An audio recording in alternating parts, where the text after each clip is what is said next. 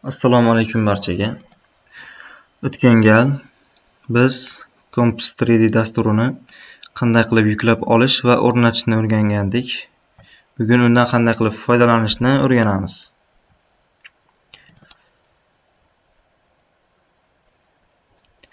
Comps 3D dasturini ochib olamiz. O'tgan gal aytib o'tgan kategoriyalar bizga keragi chertyoj. Ayni damda o'tgan safar aytganimdek list shu listlar bo'limidan buni holatini o'zgartirishimiz mumkin. Hozir vertikal holatda gorizontal holatga o'tkazishimiz mumkin. Listni formatini o'zgartirishimiz mumkin. A0 dan A5 gacha formatda.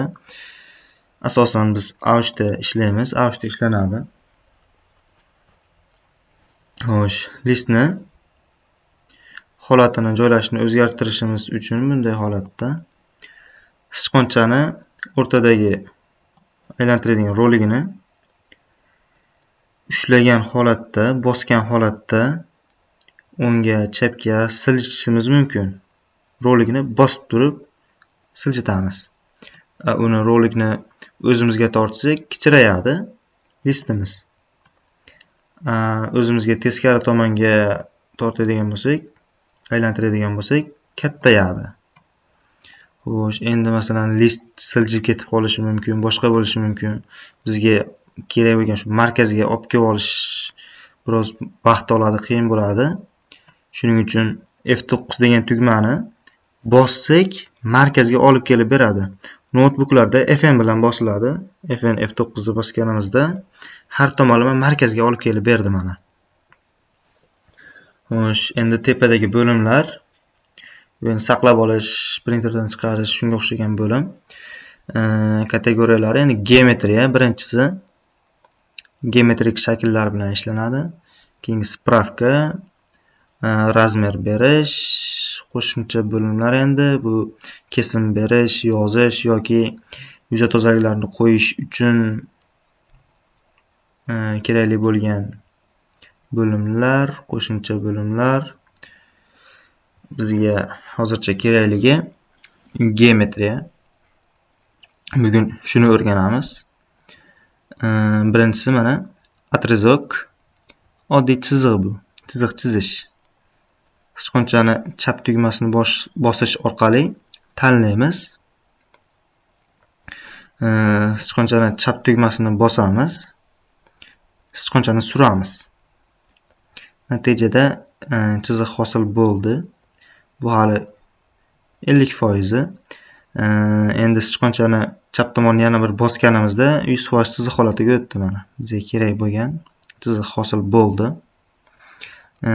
Qo'shib bizga kerak bo'lgan shakl yoki detalni hosil qilishimiz mumkin. E'tibor bergan bo'lsangiz mana buni olib pastga olib tushayotganimizda mana o'zi avtomatik chap tomondagi pastga vertikal tushgan chiziqni to'g'risiga olib kelib beryapti. Mana 66 uzunligini qilgan ekanmiz dilini. Bu yerdan shu to'g'risiga olib kelib berilyapti. Shu yordamchi funksiyalari bizga osonlashtirib berish uchun Ctrl Z ni bossak buyruqlarni orqaga qaytaradi. Keyingisi endi parallelniy отрезок, ya'ni parallel to'g'ri chiziq deyapti. To'g'ri chiziq chizib olganmiz.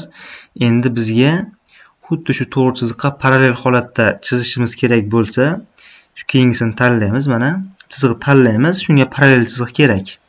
Ixtiyoriy joydan ixtiyoriy joygacha mana shunga nisbatan og'ishmagan holatda, shunga biz tanlagan chiziqqa nisbatan parallel to'g'ri chiziq olib boradi mana. Endi bizga perpendikulyar kerak bo'lib qoldi.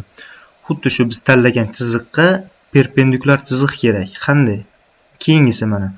Perpendikularniy отрезок. Tanlab olganmiz mana. Ixtiyoriy bitta chiziq tanlaymiz. Mana. Keyin biz o'sha perpendikulyar chiziqni boshlanish nuqtasini va tugash nuqtasini tanlaymiz mana. Sichqonchani o'ngga, chapga qilgan taqdirimda perpendikulyardan og'ib ketmayapti. 60 mi, 70 mi, qaysi masofa kerak bo'lsa, Masalan mana bizga 72 chiziq kerak. Buni sichqonchada 72 ga moslab o'tirmaymiz. Klaviaturadan 72 ni avtomatik yozsak mana chap tomonda длина degan joyda mana 72 ni yozganimizda shu yerda chiqadi. 72 yozsak chiqadi. Mana avtomatik 72 qilib berdi. Istalgan qiymatimizni kiritishimiz mumkin. 18 mi? Manfiy qiymat kiritishimiz ham mumkin. Masalan, -20 qilsak, mana tepaga chiqish kerak edi, bunda chiqmadi. Boshqa holatda chiqar ekan. Chiqdi mana. Keyingisi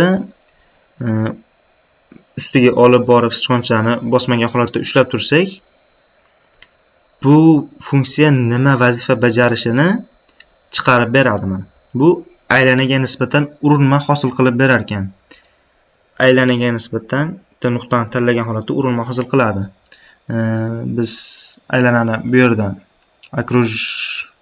окружности degan bo'limdan olamiz mana. Aylanani chizish uchun bitta nuqta tanlaymiz. Shu tanlagan nuqtamiz aylananing markazi bo'ladi.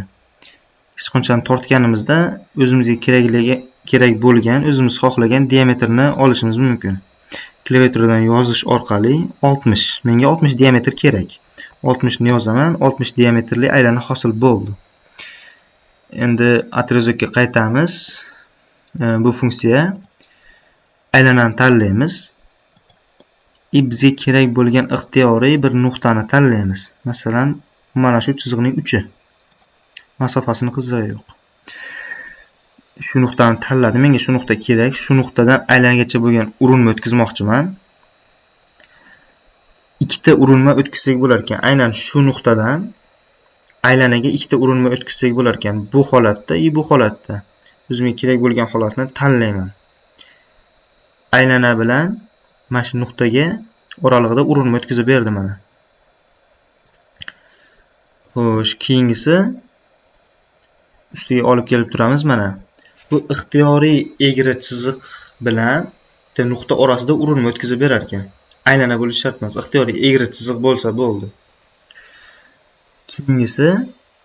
Keyingi funksiyamiz ustiga olib kelib ushlab turgan holatda, bosmagan holatda ushlab turamiz. Ikkita aylana yoki egri chiziq orasida urinma o'tkazib berar ekan.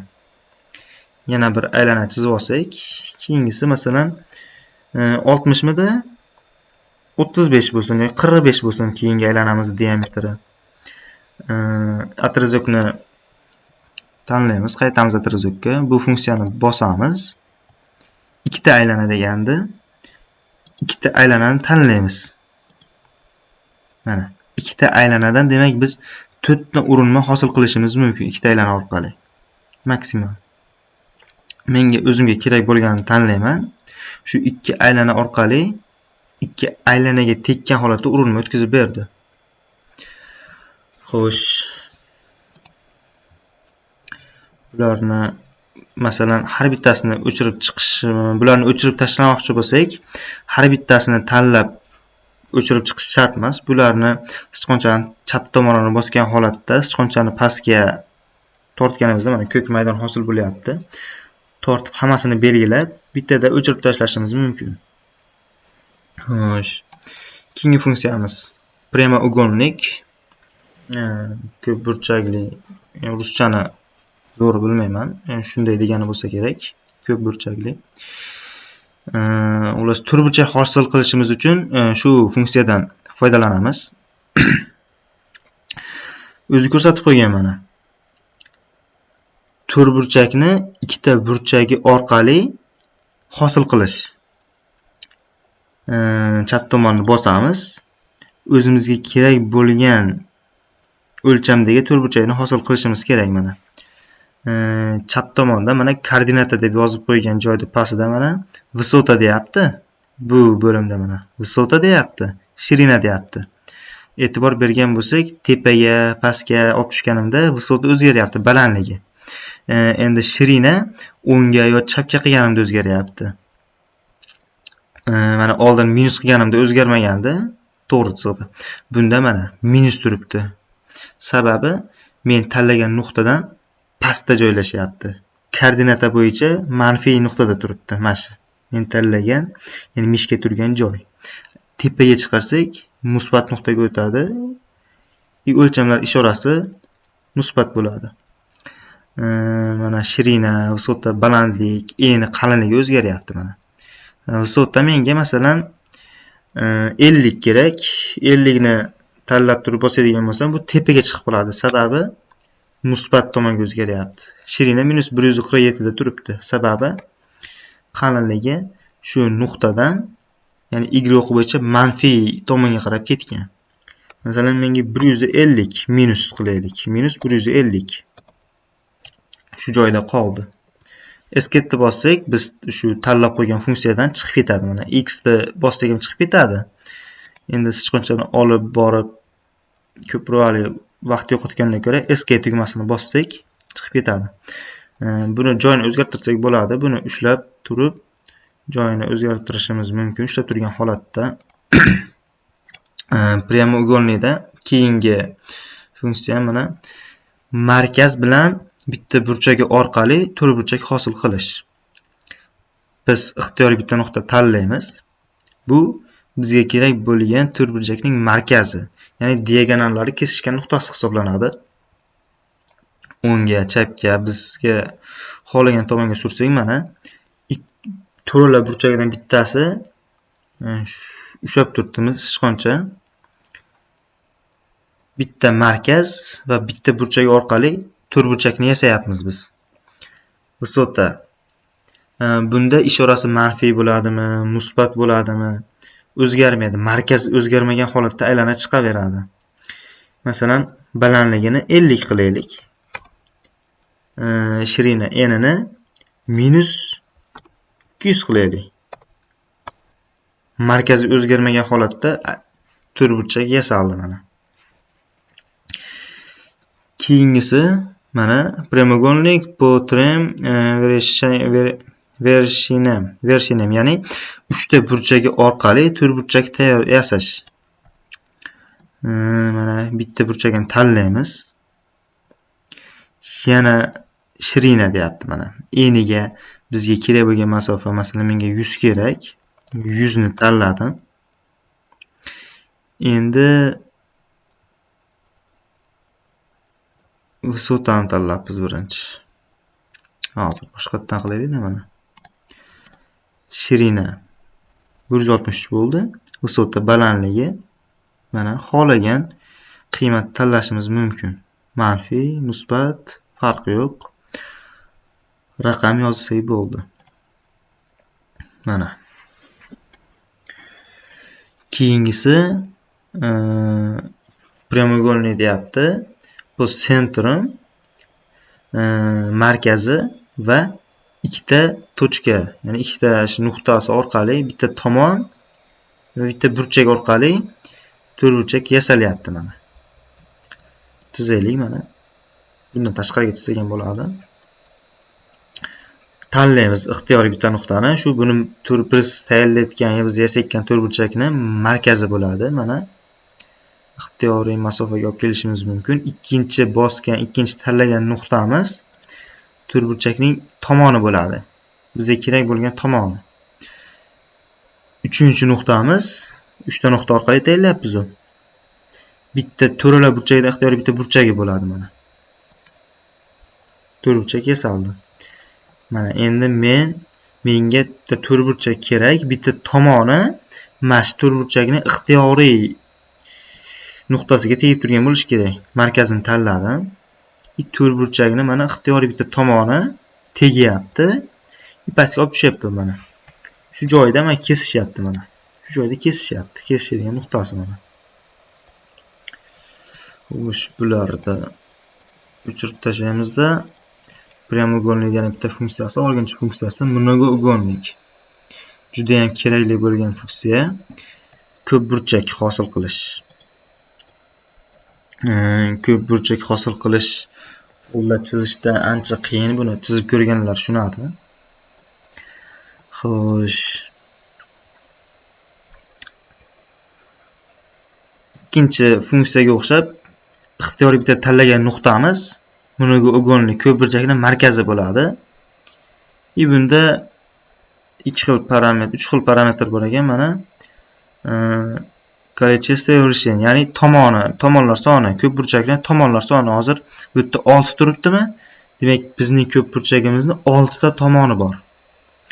Diametr 162 deyapti. Bu nima degani? Ko'p burchakning markazidan bir tomoniga tushirilgan balandlikning uzunligi, ya'ni ko'p burchakning ichiga chiziladigan shu urinma aylana ko'p burchakning asosi desak ham bo'ladi. Ko'p burchakni oddiy listda yasash uchun qanday tayyorlaymiz? Oldin ko'p burchakning agar diametri 140 berilgan bo'lsa, 140 aylana chizib olamiz. Keyin shu asosda ko'p burchak yig'iladi, to'g'rimi? Bu xuddi shu diametr. Masalan, menga 200 diametrli ko'p burchak kerak deyilsa, birinchi yozganimiz tomonlariga yoziladi. Bizga masalan 12 ta tomon kerak desa, menga 12 qilamiz. Avtomatik diametrga o'tdi. Diametri necha bo'lsin? 200 bo'lsin. Diametri 200, ya'ni markazdan tomonigacha bo'lgan perpendikulyar masofa 100, ya'ni radiusi bo'lyapti bu. 200 to'liq bir tomondan ikkinchi tomonigacha. Ugl 180 gradus deyapti. Ya'ni 0 dan 180 gradusga oqqan holatda deyapti. Bu farq qilmaydi. Qachonki farq qiladi, 45 gradus yoki 30 gradus bo'lgan bo'lsa farq qiladi. Mana. Ko'p burchagimiz tayyor. Osongina bitdi.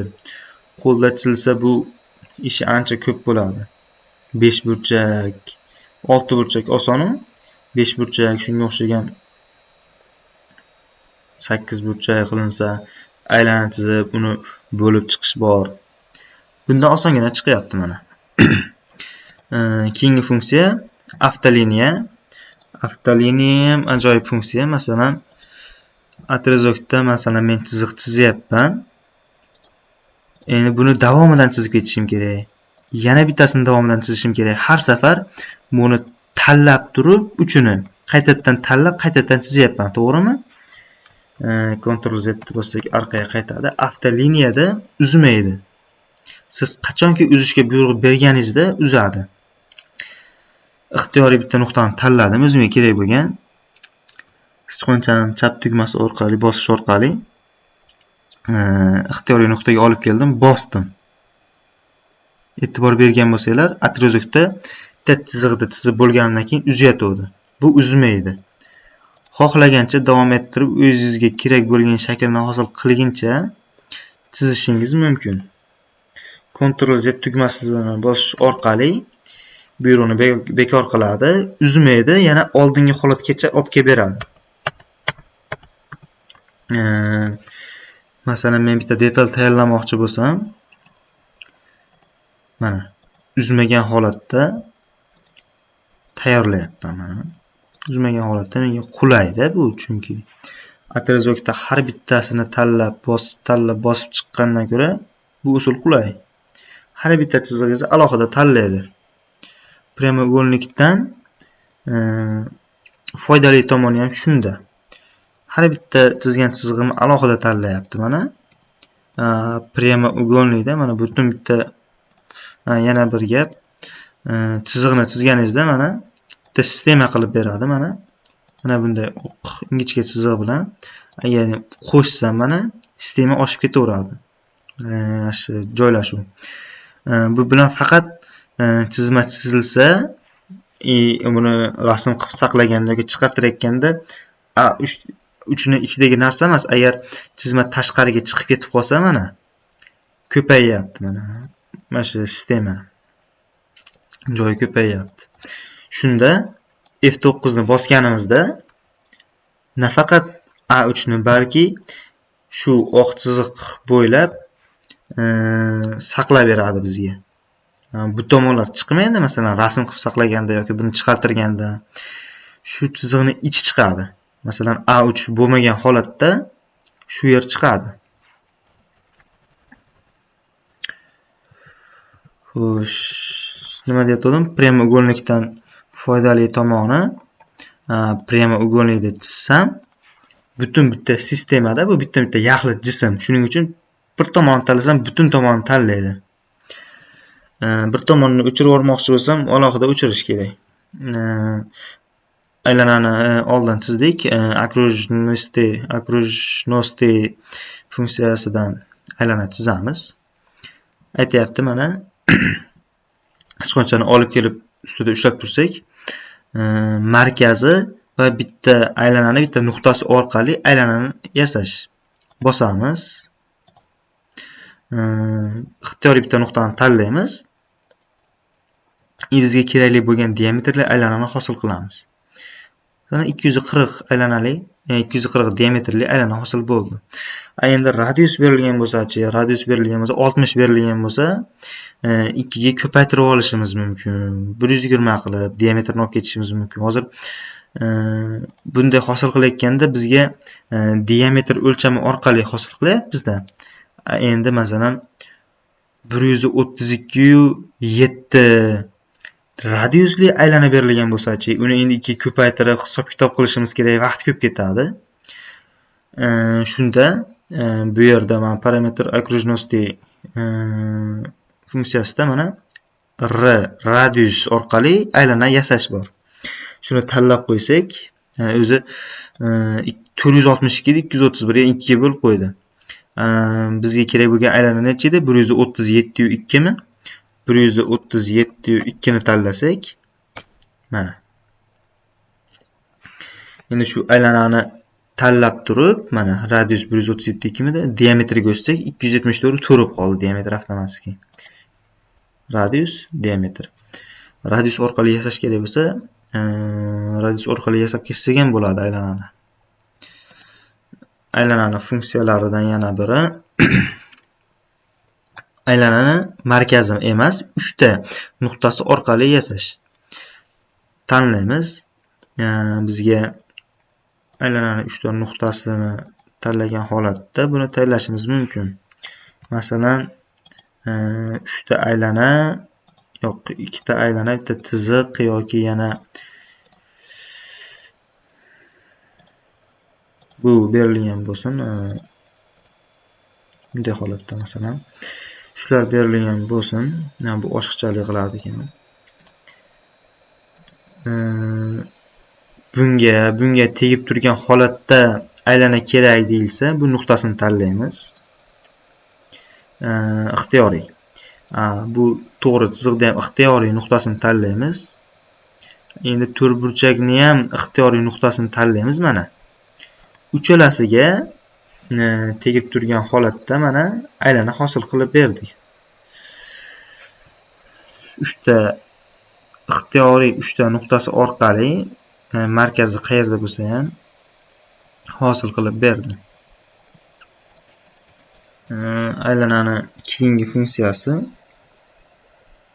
mana obyektga nisbatan center. Bitta chiziq bo'lsin. Shu obyektni tanlasak, shu obyekt aylananing markazi bo'ladi. Tanlagan nuqtamiz. Birinchisi bilan bir xil deyarli. Keyingisi aytayaptiki, ikkita nuqtasi orqali urinma holatda deyapti. Tanlaymiz. Biron bir jismni tanlaymiz va o'zimizga kerak bo'lgan aylanani ikkita nuqtasi orqali tayyorlaymiz mana. Ikkita nuqtasi orqali aylanani yasadik va biz tanlagan jismga urinma bo'lgan holatda tayyor bo'ldi. Keyingisi nima deyapti? Ikkita jismga urinma bo'lgan holatda bitta nuqtasi orqali deyapti. Ixtiyoriy jism tanlaymiz, keyingi jism tanlaymiz, bitta nuqtani belgilaymiz. Katta bo'lib ketdi, lekin ikkita jismga urinma bo'lgan holatda aylana hosil bo'ldi. Kichikroq qilaylik mana. Bunisini tanlasak mana aylanaga ham, to'g'ri chiziqqa ham urinma bo'lyapti-da, aylana hosil bo'lyapti. Keyingisi-chi? uchta jismga nisbatan urilma bo'lgan holatda aylana yasaymiz. Bunga ham urilma bo'lsin, bunisiga ham, to'g'ri chiziqqa ham urilma bo'lsin desak, mana bunda bor yo'g'i ikkita bo'lar ekan xolos. Bunisi to'g'ri chiziqqa urilma bo'lmayapti-yu deyishlaring mumkin. Lekin buni davom ettiradigan bo'lsak, uringan holatda o'tib ketadi shu to'g'ri chiziqdan. To'g'ri chiziqqa urilma bo'lgan holatda o'tib ketadi. Xo'sh, so'nggi funksiyasi mana ikkita nuqtasi orqali hosil qilish. Bu 3 ta nuqtamidi? Birinchisidan keyingisi. Endi bu ikkita nuqtasi orqali deyapti. Bitta nuqtasi bunga tekkan bo'lsin, bitta nuqtasi uchida bo'lsin. Markazi farqi yo'q.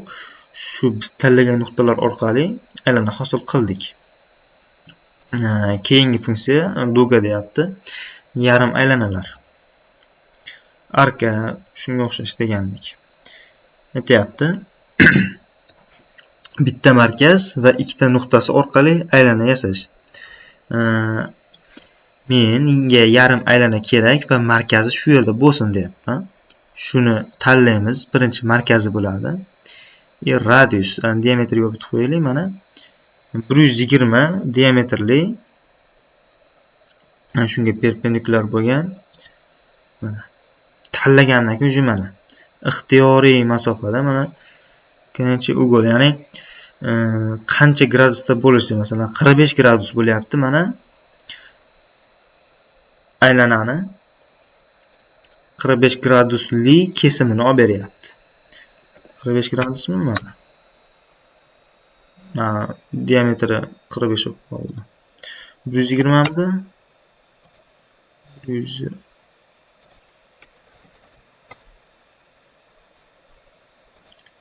xato ketib qoldi.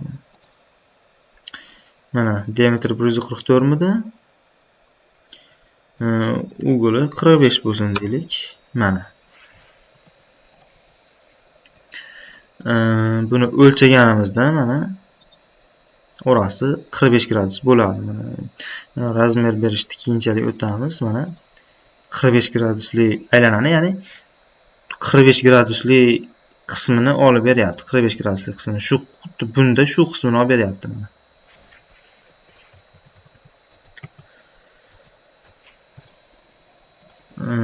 Xuddi buni ham davomi окружности, ya'ni aylana funksiyasiga o'xshab ketadi. Bunda bitta markaz 3 ta nuqtasi orqali ekan. Bunda urinma holatda ikkita nuqtasi orqali yarim aylana chizyapti. Bunda ikkita nuqtasi, shunchaki ikkita nuqta orqali yarim aylana chizib beryapti. Bunda aylanani to'liq yarmini chizib berar ekan mana. Nariginda bir ixtiyoriy bitta bo'lagini chizayotgan bo'lsak, bunda yarmini, to'liq yarmini chizib beryapti. Keyingisi ham bu ham shunga o'xshash funksiyasi, masalan 90 gradus. Aylana 90 gradus qismi, masalan 4 dan 1 ekan bu aylanani. Ixtiyoriy diametrda 4 dan 1 qismi, mana shu yerdan shu yergacha bo'lgan joyi.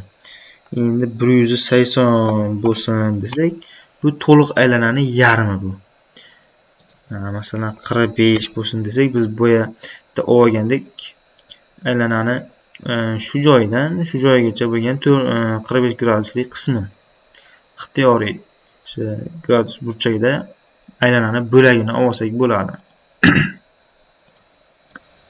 Bularni o'chirib tashlaymiz. Bu ham asosiy funksiyalardan biri yordamchi chiziqlar. Yordamchi chiziq eng kerak bo'ladigan chiziqlar hisoblanadi.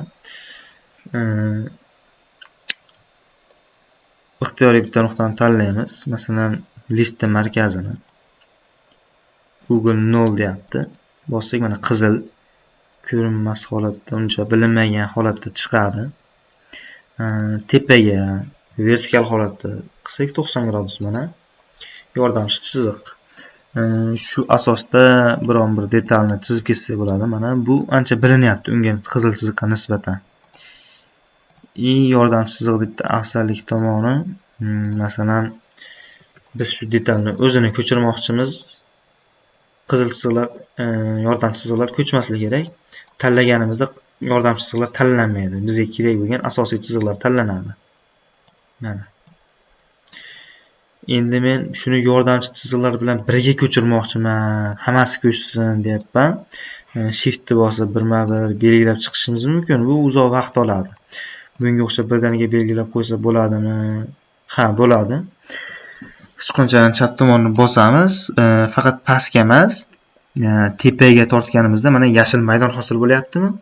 Yashil maydonni to'liq belgilagan holatda bossak, yordam chiziqlarni ham belgilaydi. Umumiy bitta to'liq sistemani ko'chirishimiz mumkin. Yordam chiziqlarning funksiyalari ko'p. Keyingisi mana endi olib turib, masalan, yordam chiziqni bosib turib chizyapsizda, masalan, ketib qolishi mumkin sichqoncha, masalan 90 gradus bunday gorizontal holatda, vertikal holatda chizmoqchisiz. Bu shu ishni tezkorlashtiradi. Mana gorizontal va vertikal yordam chiziqlar bosasiz. Har qanday holatda vertikal holatda turadi mana. Ixtiyoriy joyga olib kelasiz, vertikal holatda turadi. Keyingisi gorizontal holatda degani. Keyingisi ixtiyoriy holatda, ixtiyoriy joyda, masalan, xohlagan joyga olib borganingizda vertikal holatda turadi mana. O'zgarmaydi. Shuni olib qo'yib ketish mumkin. Keyingisi parallel yordam chiziq, mana parallel. Xuddi atrezokda parallel chizib olganimizdek, bu ham parallel yordam chiziq. Biron bir tekislikka, biron bir ixtiyoriy to'g'ri chiziqqa nisbatan parallel yordam chiziq olib beradi. Buni zo'r tomoni endi bosib turib yurgizsangiz, mana tepaga olib chiqyapman, pastga olib tushyapman. Bu faqat musbat ishorada hisoblaydi. Rasstaniya masofa deyapti. 29 mana. Bilib olishimiz mumkin. Masalan, qancha bizga masalan 52, tepaga 52 yurish kerak desa 52 bosamiz, 52 chiqadi. Yana enterni bosamiz 2 marta. Birinchisida masalan 25 deydigan bo'lsak, enterni bosganimizda 25 ga olib chiqadi. O'zgarmaydi. Yana bitta enterni bosamiz, belgilaydi. Masalan, menga mana shu o'rani masofasi kerak desak, atrezok tanla, masalan, bunday qilsak bo'ladi. Masalan, shift bossak, mana masalan tanlab bo'lmayapti, to'g'rimi? Mana aynan 90 gradusda to'liq masofani tanlamayapmiz. Shift bossak 90 gradus qilib beradi mana. To'g'ri gorizontal yoki vertikal holatda to'g'ri qilib beradi. Biron bir 0,1 gradusga umuman burchakka olib qolmagan holatda mana. Tepaga olsak, mana to'liq 31 masofada ekan, 31 mm masofada ekan. Shuni tanlashda, masofalarni o'lchashda shuni paralleldan foydalansa bo'ladi. Bu nimaga bunaqa aytyapti? Chunki bu yerda ozgina og'ish bor, shuni hisobiga. Ixtiyoriy mana masofada bu yerdan bu yergacha masofami yoki bu yergacha masofami olishimiz mumkin. Bu kerak bo'ladigan funksiyalardan biri. Keyingisi parallel. Perpendikulyar. Paralleldan keyin perpendikulyar. Tanlaymiz. Ixtiyoriy bitta chiziqqa perpendikulyar kerak. Perpendikulyar olib beradi. Masalan, bu qiyshiqrog'i, mana perpendikulyarimiz qiyshiqroq. Shunga nisbatan to'g'ri perpendikulyar, lekin vertikal, ya'ni gorizontal holatdagi chiziqqa nisbatan sal og'ishgan holatda. Lekin bizga kerak bo'lgan masalan qiyshiq chiziqqa perpendikulyar olib beradi. Mana. Mana shunga perpendikulyar holatda qo'shimcha masalan biror bir joyni o'stirmoqchi bo'lsak, buni o'chirib tashlashimiz mumkin. Mana perpendikulyar holatda chiqdi. Mana shuni o'lchaymiz, mana 90 gradus chiqadi. Shunday funksiyalari bor. Xo'sh, urinmalar endi urinmalarda bu chiziqda, atrezokda yoki oddiy aylanada ko'rganimizdek, qanday bo'lsa shunday aylanani tanlaymiz, urinma qilib beradi. Bunisida ixtiyoriy egri chiziq tanlaymiz, urinma qilib beradi. Bu ixtiyoriy ikkita aylanani tanlaymiz, urinma o'tkazib beradi. Yana eng asosiylaridan biri, buni yonini ochsak, mana qo'shimcha chiqadi. Bissektrisa, ya'ni ikkita chiziqni o'rtasidan olib beradi. Masalan, tanlaymizda, menga mana shu to'rtburchakni o'rtasidan chiziq o'tkazishim kerak. Ikkala tomonini tanlaymiz, markazdan chiziq o'tkazib beradi mana. Masalan, bunday holatda bitta chiziq bo'lsin. Menga shularni o'rtasidan bitta chiziq o'tgan bo'lishi kerak. Tanlasak mana. Eng o'rtasidan chiziq o'tkazib berdi. Bu yerdan bu yoqgacha qancha masofa bo'lsa, bu yoqqa ham perpendikulyar masalan tushirganda perpendikulyar tushganda qancha masofa bo'lsa, xuddi shu nuqtadan bu yoqqa perpendikulyar tushganda ham xuddi shuncha masofa bo'ladi. Ya'ni bissektrisa o'rtasidan o'tib beradi. Bu ham kerakli funksiyalardan biri. Bu yerda mana funksiya, masalan, ko'p funksiyasi bor, to'g'rimi? Masalan, mana shuni o'zida mana 7 ta funksiyasi bor ekan. Buni ochib, bizga bu funksiyasi kerak bo'lsa, buni tanlab o'tirishimiz, masalan, kimgadir qiyin emas, uzoqroq vaqt topib qo'yish mumkin. Tez, ya'ni tezroq harakat qilish uchun, tezroq ishlashimiz uchun, masalan, buni ustiga olib kelib, chat tugmani bosib tursak, barcha 7 ta kategoriyasi, 7 ta funksiyasini ochib beradi. Ixtiyoriyisini tanlab turib, chizib ketishimiz mumkin.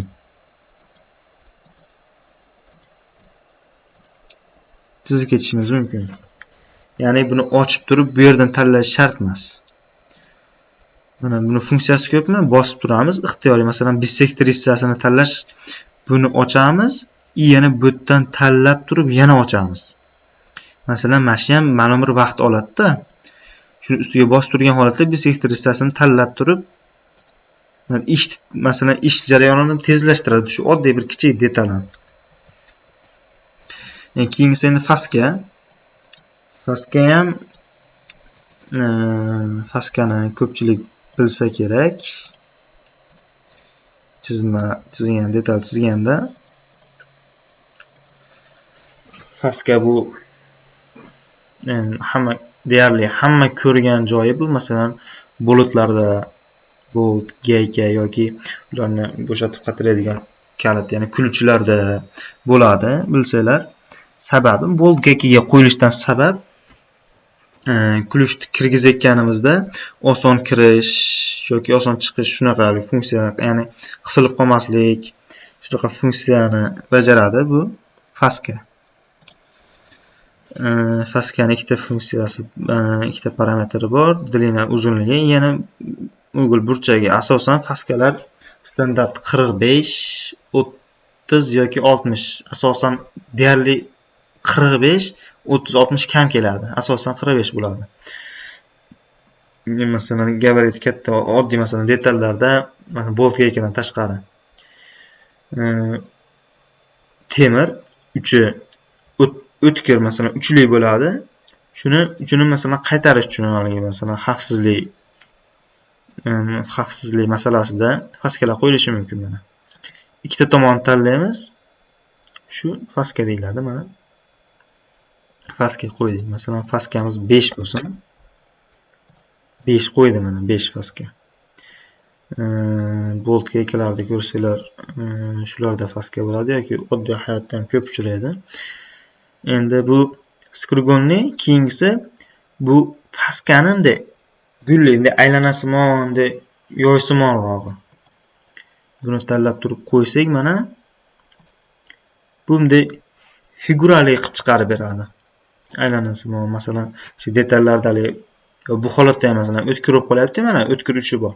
Bunda umuman o'tmas bo'ladi. Masalan, detalni ishlayotganda, ushlab netganda yoki ko'targanda, masalan, qo'lga botmaydi, jarohat qilmaydi, qo'lga botmaydi, boshqa qiladi. Mana skrugonli bu aylanasimon faska beradi. Keyingisi oxirginchisi ekan. Shtrixovka. Endi buni hamma bilsa kerak. Masalan, detalni masalan oddiy yag'ashda yoki nimadir kesganda ichimda chiziq belgisi bo'ladi. Chizmada ham detalni o'rtasidan bo'lib kesim sifatida ko'rsatganimizda xuddi shunga o'xshab shtrixlanib qo'yadi. 45 gradus burchak ostida. Asosan shtrixlar deyarli 45 yoki 135 teskarisiga shtrixlanadi. Asosan default holatda 45 turadi. Keyingi yana parametr shaklari, ya'ni qadamlari. Chiziqlar orasidagi masofalar hozir bu 3 ekan. 5 qilishimiz mumkin, 10 qilishimiz mumkin. 4 qilsak, bunda hozir 4 mana normalniy turibdi. Qachonki teskarisiga, ya'ni 135 gradus, ya'ni teskarisiga aylantiramiz. Masalan, ikkita detal yonma-yon turibdi-da. Mana ikkita detal yonma-yon turibdi, lekin bular bir jinsli emas. Hozir shu holatda qilsak, u ikkala detal bir jinsli, ya'ni bir yaxlit detalga o'xshab qoladi. Bular bir jinsli emasda, ikki xil materialdan qilingan deylik. Buni qaytaramiz orqasiga. 135 gradus, ya'ni teskarisiga qilsak, bu ikkalasi ikki xil, masalan, biri po'lat, biri yoki po'latning qattiq yoki yumshoq boshqacha turidan yoki cho'yan qandaydir boshqa temir materiali, metal materialiligini bildiradi. Ikkalasi boshqa jism xullas, yaxlit bitta jism emas. Shu narsani bildiradi. Endi bizda yana nima berilgan bo'lsin? Masalan, plastmassa materiallarimiz bor, suyuqliklar bo'lishi mumkin, keramika, beton, mana bu yerda stiliga o'tsak, mana non-metal materiallar, plastmassa, shunga o'xshash narsalarni bu holatda qilib beradi mana. Panjaraga o'xshash. Keramika deyapti. Keramika bunaqangi ishtirofga qilinadi. Masalan, buni qadami 4 midi? Buni ham 4 qilsak, mana shu holatda haligi ikkita chiziq yonma-yon ketgan. Masalan, beton bo'lsa materialimiz bunday holatda. Jidkis suyuqlik bo'lsa kerak, suyuqlik bo'lsa bunday holatda mana. Mana har xil material bor. Ixtiyoriy. Masalan, material oladigan bo'lsa, kesim berib ketilgan bo'lsa, shu narsa qo'yiladi. Другой stil, qo'shimcha stillar deyapti. Mana shuncha stil bor. Mana shularni tanlasak, qo'ysak bo'ladi. Xo'sh, geometriya bo'limi shu bilan tugadi. Fn F9 ni bossak, doimgidek o'rtasiga olib kelib beradi. Xo'sh, bugungi darsga shu yetadi. Keyingi darsda pravka bo'limini ko'rib o'tamiz. Keyin qo'shimcha bo'limlarda kerakli joylarni ko'ramiz. Keyingi darsdan detallarni chizib, qo'shimcha funksiyalar bajarishda o'rganishimiz mumkin. Endi bitta detal chizdik, nimadir qildik. Endi biz saqlab olishimiz kerak, to'g'rimi? Saqlab olish uchun mana saqlanit. Ctrl S, mana o'zi aytayapti, mana saqlanit qilish uchun Ctrl plus S, Ctrl S ni bos deyapti. Ctrl S ni saqlanit qilib oladi yoki shuni bosish orqali saqlanit qilishimiz mumkin. Bu ham saqlanit kak deyapti, bu ham saqlanit qilish. Bu ikkalasini bir xil, ikkalasi ham saqlanit qiladi, faqat farqi nimada?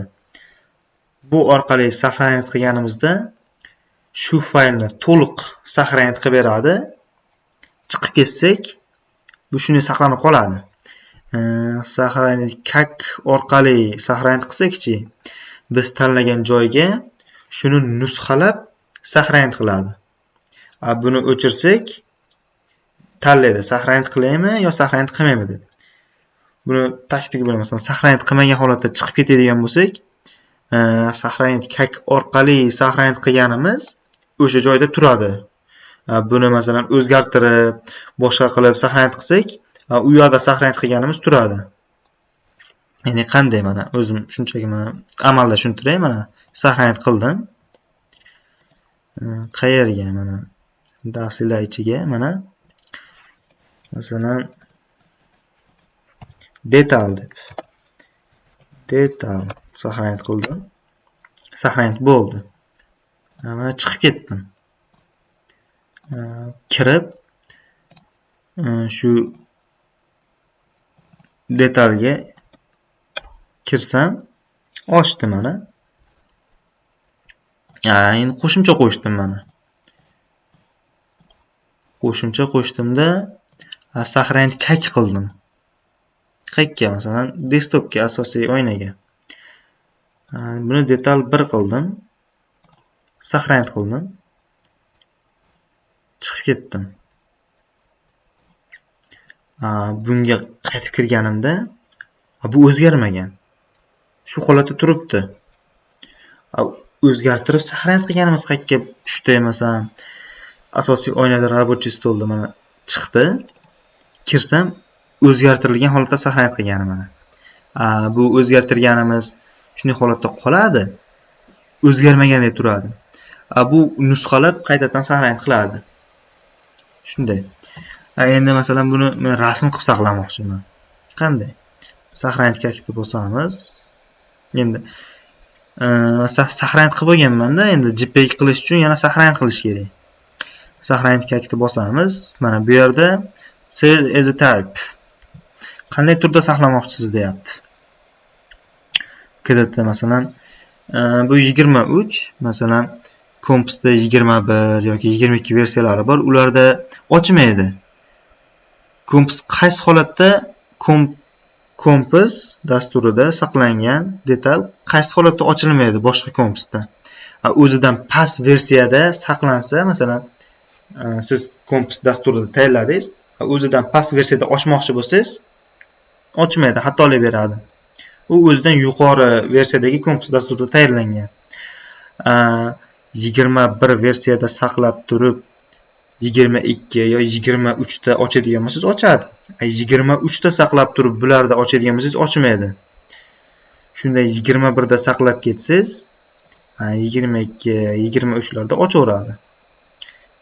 Qo'shimcha nimalar endi bular kerak emas, bizga asosan keragi JPEG hamda PDF. JPEG rasm formatida saqlayapman. Desktopga mana saqlash so'raydi. Bu endi sifati. Shu holatda saqlasam, xira sifatida saqlaydi. Maksimal 600. Mana o'zi tochka piksellar sonini ham ko'paytirib qo'ydi mana. 120 da 72 eng minimali. Tochkalar soni mana piksel tochkalar soni qancha ko'paysa, rasm sifati shuncha tiniqlashadi. Mana eksport qilish. Mana detal 1 deb saqladi rasm holatda mana. Xuddi shunday holatda mana shu A3imizni mana saqlab oldi. Ko'rsanglar mana ancha tiniq. PDF holatda saqlasak ham bo'ladi. PDF holat nisbatan bu JPEG ga ham qaraganda ancha tiniqroq saqlaydi. PDF desktopga saqladim mana. Bunda so'rab o'tirmaydi qanday pikselda saqlashni. Ochganimizda mana. Bunda ancha JPEG ga nisbatan ancha mana yozuvlari qolgan joylari ancha tiniq chiqadi mana. Bu holatda bunda ham endi biz maksimal tiniqlikda saqlaganmizda.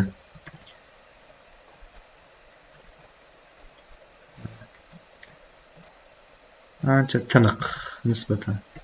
Tiniqroqda bu.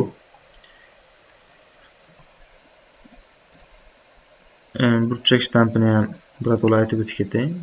Burchak shtampi endi shu 185 ga 55 mm. Burchak shtampi masalan ism familiya yozib to'ldirganda qanday qilamiz? Razrabochi birinchi ism familiya yoziladi, keyin o'qituvchi, keyin tekshiruvchi o'qituvchi. Endi o'zi o'qituvchi so'ragan tartibga qarab yoziladi. Birinchi razrabochi deyapti. Ustiga 2 marta bossak tanlanadi mana. Xohlagandaqa yozishimiz mumkin. Masalan, ism yoziladi masalan. Bironchi pistonchi tayyorladi masalan. Mana.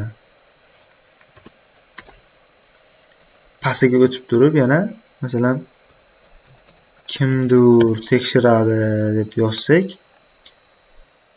yana tagiga masalan yana kimdir deb yozamiz. Bitta OKni bossak, mana bitishkani bossak saqlaydi. Bu yerga masalan biz detal tayinladik, masalan val detali bu yoki qandaydir detal deydigan bo'lsak yozamiz, detal deymiz. Sichqonchani roligi bor, aylantirib, yaqinlashtirib suradigan roligi bor o'rtasidagi. Shuni bir marta bossak ham bir marta saqlaydi. Bu sichqonchani olib borib bitishkani bosib o'tirish shart emas, saqlaydi. Burchak shtampini shunaqa qilib o'zgartirishimiz mumkin.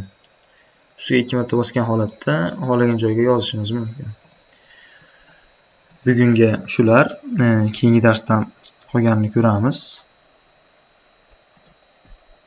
Umid qilaman barcha uchun manfaatli bo'ldi darslarimiz.